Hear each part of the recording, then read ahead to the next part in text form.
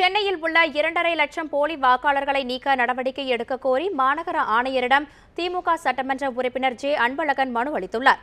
போலி வாக்காளர்களை நீக்க கோரிய புகார் மனுவை சென்னை மாநகர ஆணையர் சந்திரமோகனிடம் அளித்த அவர் செய்தியாளர்களை சந்தித்தார்.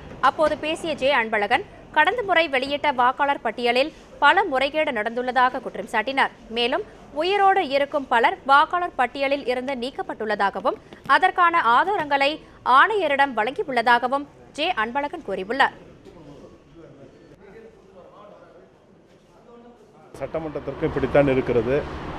ஆகவே இந்த வாக்காளர் பட்டியல் முழுமையாக சரியான வாக்காளர் பட்டியல் அல்ல. குறிப்பாக போலி வாக்காளர்கள் நிரம்பியிருக்கிற பட்டியல். இன்னும் சொல்லப்போனால் திராவிட முன்னேற்றக் கழகத்திற்கும் அதற்கு ஆதரவாக வாக்களிப்பவர்களுக்கும் வாக்களிக்கக்கூடியவர்களையும் இந்த பட்டியலிலிருந்து நீக்கியிருக்கிறார்கள். இவர்களையெல்லாம் சேர்க்க வேண்டும், புதிய வாக்காளர் பட்டியல் தயாரிக்க வேண்டும் என்று சொல்லியிருக்கிறேன். இந்திய தேர்தல் ஆணையத்திடமும் எங்களுடைய கட்சியின் சார்பிலே மாநில அளவிலே புகார் தரப்பட்டிருக்கிறது.